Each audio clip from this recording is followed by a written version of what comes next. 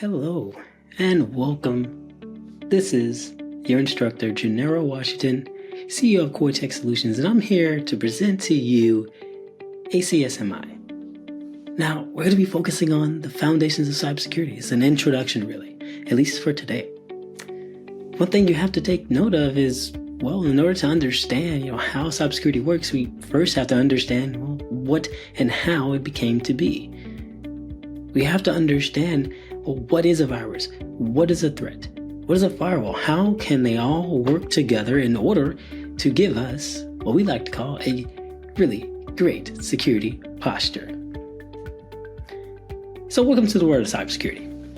Now, within this realm, you won't see it anywhere else, but you will see the need for cybersecurity everywhere else.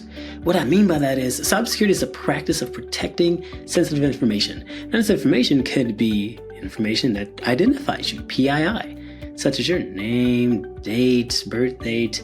You can also look at it in the form of anything that can identify you, banking information, address as well. So keep that in mind as you're going through this process here and understanding, there's sensitive data and we need to protect this data, but from what? Well, from malicious attacks. Who is doing these malicious attacks? Well, threat actors, hackers are doing these types of attacks. They're trying to gain unauthorized access and damage reputation, damage the integrity of the data. Keep in mind, integrity, that's part of the CIA triad, which is confidentiality, integrity, and availability, and we'll go through that as well too.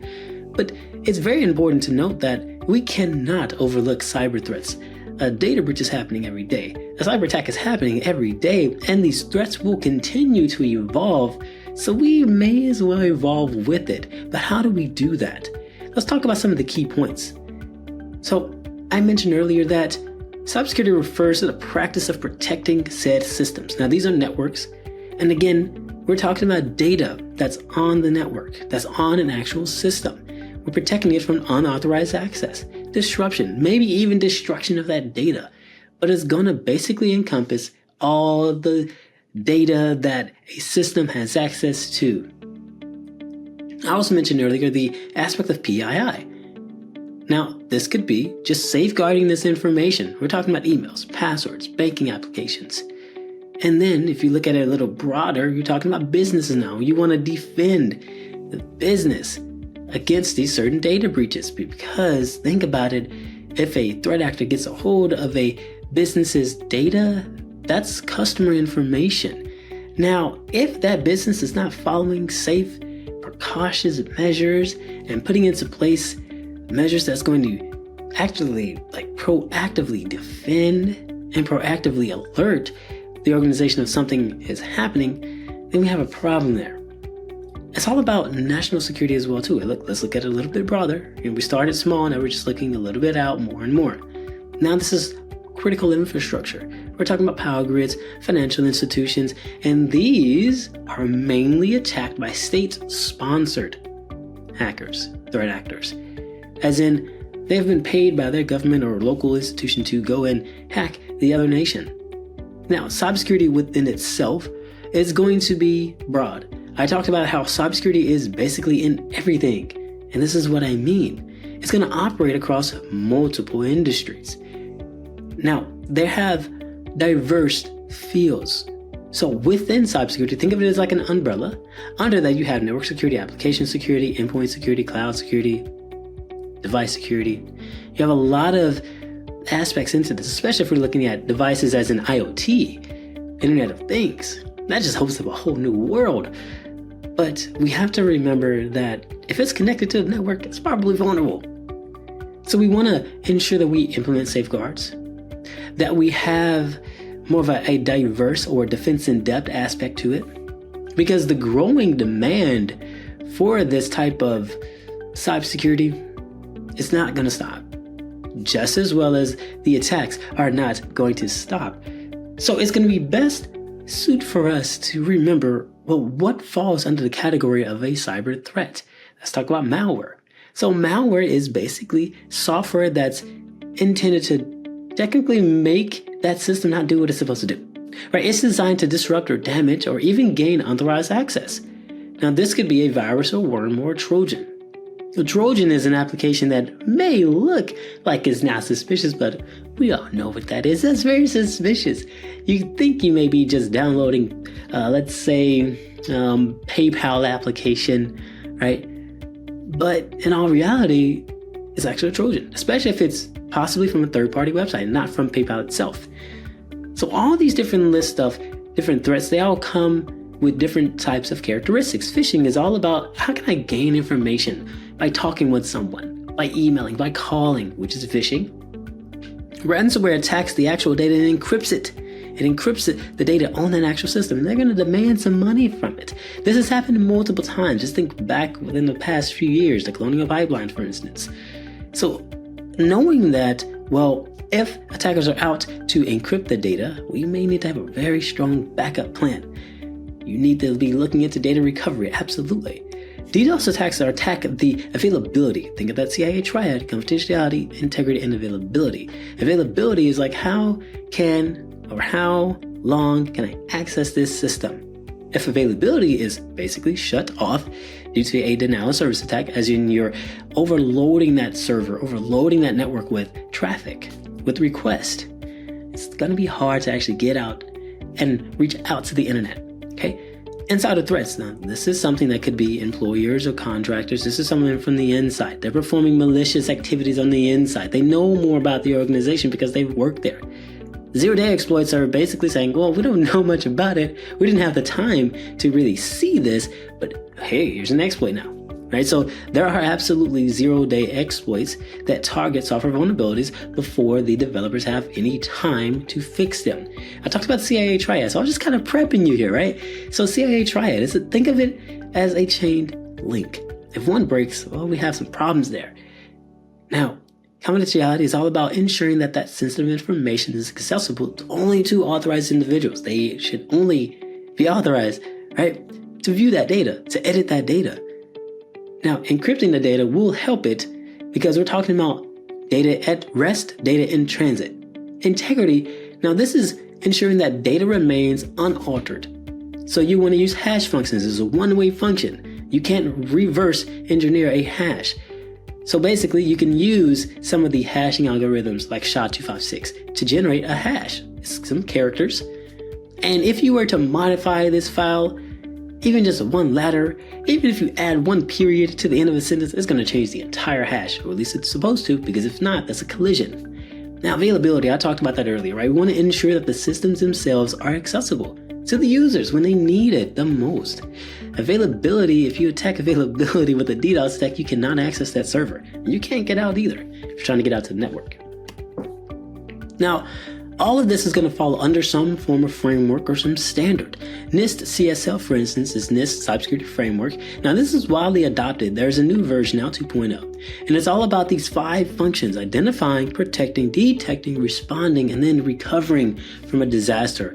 ISO 2700 series. There are a lot of different series here. Okay, so think of it as like an international standard for cybersecurity management systems, ACSMI. These are certain types of systems. And your SIS controls. Now, this is a list of best practices to defend against the known attacks. So you want to understand how to implement these different types of frameworks, because again, if you have a very structured way of looking at defending a system, you can build resilience. You can build resilience by using, hey, I'm going to use some best practices from the SIS. I'm going to use the 5 functions of the NIST framework. You kind of see what I'm going there, because if you have a robust approach, it's going to be a lot harder to break that security posture. That was that keyword we talked about earlier. So some of the tools and technologies that we utilize for something like this is going to be firewalls, IDS, IPS, and then encryption technologies, and then having tools on your endpoint device to defend against malware, viruses, ransomware even. So these are some of the tools that a professional can utilize. Absolutely. Your firewall is your first line of defense in blocking unauthorized access through the use of ACLs, access control list. Now, if you're thinking about the OSI model, great. Now, if you're talking about the IDS and IPS, this is a way to identify with an IDS and then prevent the actual threat in real time with IPS. There's a difference there. Think of like a cop walking down the street and seeing something bad happen and just, hey, I see that. I'm writing it down. I detect it.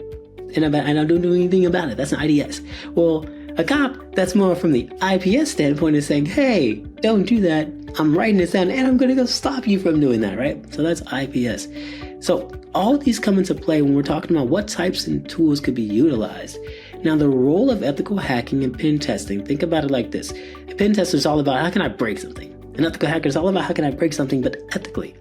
How can I gain access to a network? I'm simulating an actual attack to help identify vulnerabilities before the malicious actors do. And I'm going to give you a whole report about it. I'm going to give you a report that details specifically, hey, this is what I did.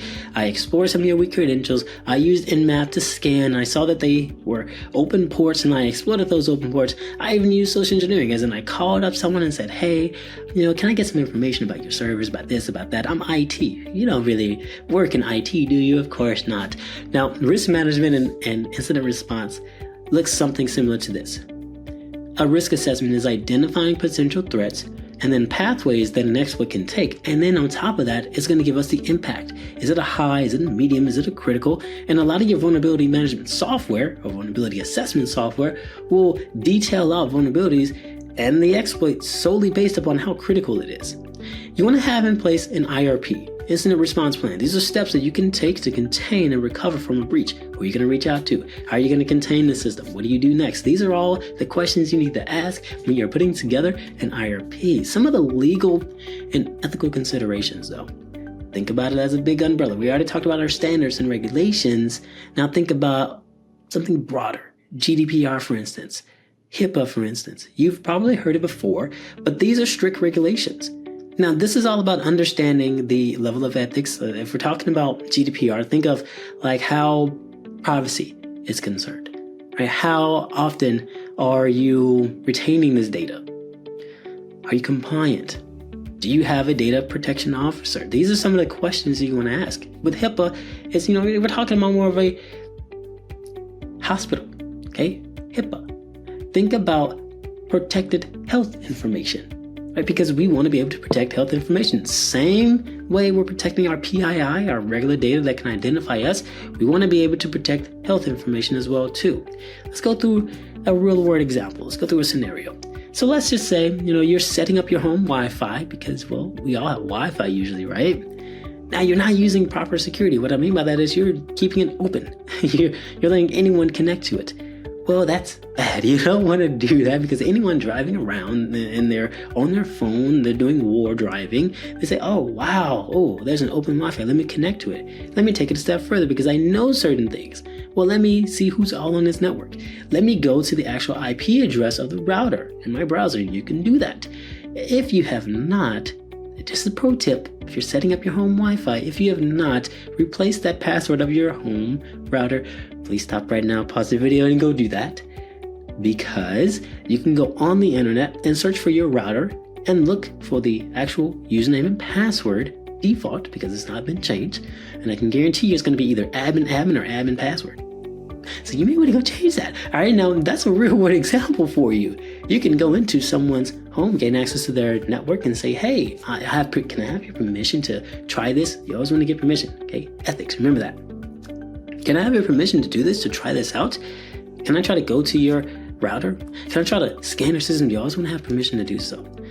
But ideally, what you want to do though, instead of keeping your Wi-Fi open or having WPA enabled or WEP enabled, which is basically very weak encryption standards, we want to have the strongest encryption standard we can possibly have, which is WPA3. So some practical tips are going to be, changing that within your wireless router. Okay. Now you have apps you can do that from your phone. So you want to disable unnecessary features like WPS. This is basically saying, hey, I'm going to use a pin to connect. It's all in the clear. You don't want to do that. Okay. You always want to have encryption enabled because people on the outside can't see what's actually happening in that transaction. Now, some practical tips. Using antivirus software and regularly updating it. Enabling the two-factor authentication for all your online accounts. And then locking your devices with strong pins and biometric setups. Face ID, thumbprint, you name it. So there's a few resources you can learn more about that, which is Securing Your Home Network Guide by FCC or some online tutorials within Cisco Networking Academy. This has been great. I hope you've gained some value. And again, you're here for a reason, so you may as well dig deep. This is just the beginning. This is just the introduction to cybersecurity, the foundations of it. Thanks so much for joining. Again, I'm Gennaro here, CEO of Cortex Solutions, and you've just stepped into the journey of a lifetime. You're getting into cybersecurity. Welcome to ACSMI. Thanks.